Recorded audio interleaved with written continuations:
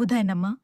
हे भक्तों, आप सभी का स्वागत है धर्म कर्म की बातें बाय सीमा चैनल पर, जहां हर कथा में छिपा होता है भक्ति का मधुर रस और हर शब्द में समाया होता है भगवान का प्रेम।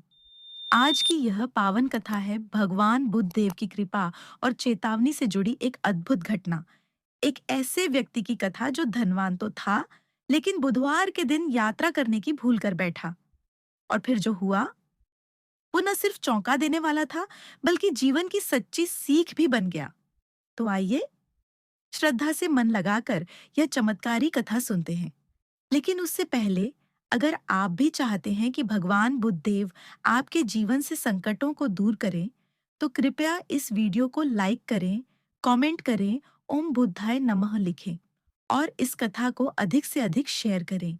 चैनल को सब्सक्राइब जरूर करें ताकि हर कथा आपके दिल तक पहुंचती रहे।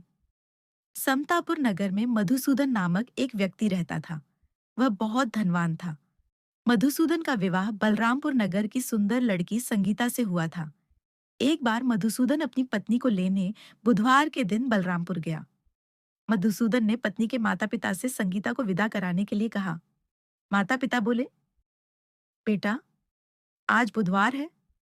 बुधवार को किसी भी शुभ कार्य के लिए यात्रा नहीं करते। लेकिन मधुसूदन नहीं माना। उसने ऐसी शुभ-अशुभ की बातों को न मानने की बात कही। दोनों ने बैलगाड़ी से यात्रा प्रारंभ की। 2 कोस की यात्रा के बाद उसकी गाड़ी का एक पहिया टूट गया। वहां से दोनों ने पैदल ही यात्रा शुरू की। रास्ते में संगीता को प्यास लगी। मधुसूदन उसे एक पेड़ के नीचे बैठाकर जल लेने चला गया। थोड़ी देर बाद जब मधुसूदन कहीं से जल लेकर वापस आया, तो वह बुरी तरह हैरान हो उठा, क्योंकि उसकी पत्नी के पास उसकी ही शक्ल सूरत का एक दूसरा व्यक्ति बैठा था। संगीता भी मधुसूदन को देखकर हैरान रह गई। वह दोनों में कोई अंतर नहीं कर पाई। मधुसूदन ने उस व्यक्ति से पूछा, तुम कौन हो और मेरी पत्नी के पास क्यों बैठे हो? मधुसूदन की बात सुनकर उस व्यक्ति ने कहा, अरे भाई, यह मेरी पत्नी संगीता है। मैं अपनी पत्नी को ससुराल से विदा कराकर लाया हूँ। लेकिन तुम कौन हो जो मुझसे ऐसा प्रश्न कर रहे हो? मधुसूदन ने कहा, तुम जरूर कोई चोर या ठग हो। ये मेरी पत्नी संगीता है। मैं इसे पेड़ के नीचे बैठाकर जल लेने गया था।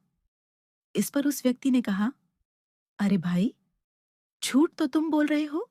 संगीता को प्यास लगने पर जल लेने तो मैं गया था। मैंने तो जल लाकर अपनी पत्नी को पिला भी दिया है। अब तुम चुपचाप यहाँ से चलते बनो, नहीं तो किसी सिपाही को बुलाकर तुम्हें पकड़वा दूंगा। दोनों एक दूसरे से लड़ने लगे। उन्हें लड़ते देख बहुत से लोग वहां एकत्र हो गए। नगर के कुछ सिपाही भी वहां आ गए। सिपाही उन दोनों को पकड़कर राजा के पास ले गए। सारी कहानी सुनकर राजा भी कोई निर्णय नहीं कर पाया। संगीता भी उन दोनों में से अपने वास्तविक पति को नहीं पहचान पा रही थी। राजा ने दोनों को कारागार में डाल देने के लिए कहा। राजा के फैसले पर असली मधुसूदन भयभीत हो उठा।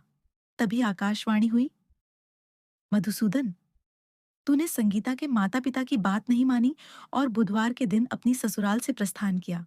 यह सब भगवान बुद्धदेव के प्रकोप से हो रहा है। मधुसूदन ने भगवान बुद्धदेव से प्रार्थना की कि हे भगवान बुद्धदेव, मुझे क्षमा कर दीजिए। मुझसे बहुत बड़ी गलती हुई। भविष्य में अब कभी बुधवार के दिन यात्रा नहीं करूंगा और सदैव बुधवार को आपका व्रत किया करूंगा। मधुसूदन के प्रार्थना करने से भगवान बुद्धदेव ने उसे क्षमा कर दिया। तभी दूसरा व्यक्ति राजा के सामने से गायब हो गया। राजा और दूसरे लोग इस चमत्कार को देख हैरान हो गए। भगवान बुद्धदेव की इस अनुकंपा से राजा ने मधुसूदन और उसकी पत्नी को सम्मानपूर्वक विदा किया। कुछ दूर चलने पर रास्ते में उन्हें बैलगाड़ी मिल गई। बैलगाड़ी का टूटा हुआ पहिया भी जुड़ा हुआ था। दोनों उसमें बैठकर समतापुर की ओर चल दिए। मधुसूदन और उसकी पत्नी संगीता दोनों बुधवार को व्रत करते हुए आनंदपूर्वक जीवन यापन करने लगे। इस तरह भगवान बुद्धदेव की कृपा से उनके यहाँ खुशियां बरसने लगीं। इस तरह जो स्त्री पुरुष विधिवत बुधवार का व्रत करके व्रत कथा सुनते हैं, भगवान बुद्धदेव उनके सभी कष्ट दूर करते हैं। भक्तों, भगवान बुद्धदेव की इस अद्भुत कृपा को सुनकर क्या आपका हृदय भी श्रद्धा से भर उठा? तो संकल्प लीजिए, बुधवार को व्रत करें, व्रत कथा सुने और भगवान बुद्धदेव को सच्चे मन से याद करें। अगर कथा ने आपको भावुक किया हो तो कृपया लाइक के करें, जय बुद्धदेव लिखकर कमेंट करें और इस दिव्य कथा को अपने परिवार और मित्रों के साथ जरूर शेयर करें। आपका एक शेयर किसी को संकट से उबार सकता है। चैनल को सब्सक्राइब करना न भूलें ताकि हर कथा समय पर आपके मन तक पहुंचती रहे। ओम बुधाय नमः। जय बुद्धदेव। बुधवार के दिन गणेश जी की भी पूजा की जाती है। जय श्री गणेश। विघ्नहर्ता, बुद्धि के दाता, संकटों से उबारने वाले भगवान गणपति की महिमा अपरंपार है। उनके बिना कोई भी कार्य शुभारंभ नहीं होता। वे केवल देवों के देव ही नहीं, अपितु भक्तों के हृदय में बसने वाले भावनाओं के संवाहक भी हैं। आज की कथा एक ऐसी भक्त बहन की है जिसने भाई के लिए जो प्रेम किया, उसके सामने साक्षात भगवान गणेश भी झुक गए और उन्होंने आशीर्वाद दिया। जैसा अमर सुहाग वैसा ही अमर पीहर सबको मिले। एक समय की बात है, एक भाई और बहन रहते थे। बहन का नियम बड़ा ही निराला और पवित्र था। वह बिना भाई का मुख देखे अन्न का एक दाना तक ग्रहण नहीं करती थी। हर रोज सुबह वह जल्दी उठती, अपने सारे घर के काम करती और फिर नंगे पांव जंगल के रास्ते, झाड़ियों कांटों से भरे रास्ते से होते हुए भाई के घर जाती। रास्ते में एक पीपल के नीचे गणपति बप्पा की छोटी सी मूर्ति रखी थी। वह हर दिन वहां रुकती, हाथ जोड़कर बड़ी श्रद्धा से कहती, हे गणपति बप्पा, जैसा अमर सुहाग मुझे मिला है और जैसा प्यारा पीहर मिला है, वैसा सबको देना। फिर वह कांटों से चुभते पैरों के बावजूद भी आगे बढ़ जाती। एक दिन वह भाई के घर पहुंची। भाई का मुख देखकर शांत मन से बैठ गई। भाभी ने देखा, उसके पैरों से खून टपक रहा था। पूछा, बहन, पैरों में क्या हुआ? वह मुस्कुराई और बोली, कुछ नहीं भाभी, जंगल की झाड़ियों में कांटे चुभ गए हैं। भाभी ने यह बात अपने पति को बताई। भाई का हृदय पिघल गया। वह कुल्हाड़ी लेकर जंगल चला गया और सारे रास्ते को साफ कर दिया ताकि बहन को अब कांटे न चुभें।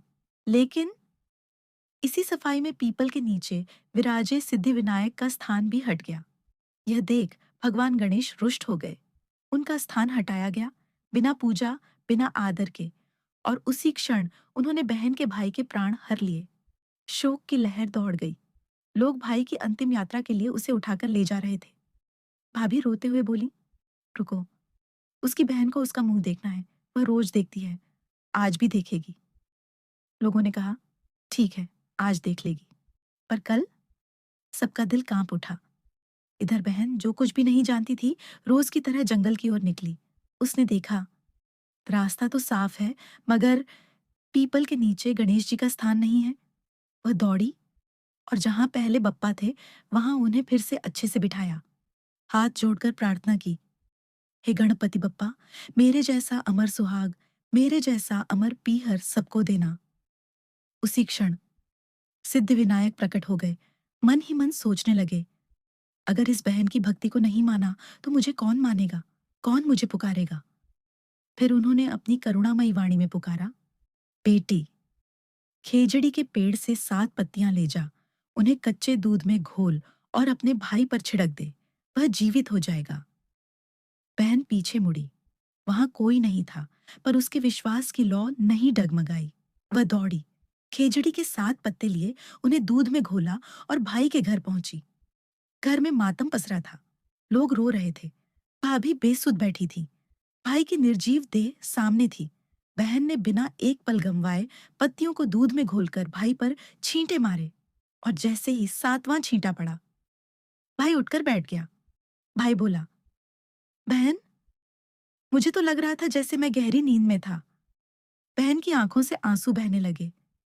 ऐसी नींद किसी दुश्मन को भी ना आए भैया। और फिर उसने पूरी बात अपने भाई को बता दी। सिद्धिविनायक का प्रकट होना, पत्तियों की शक्ति और अपनी प्रार्थना, यह है गणपति बप्पा की महिमा।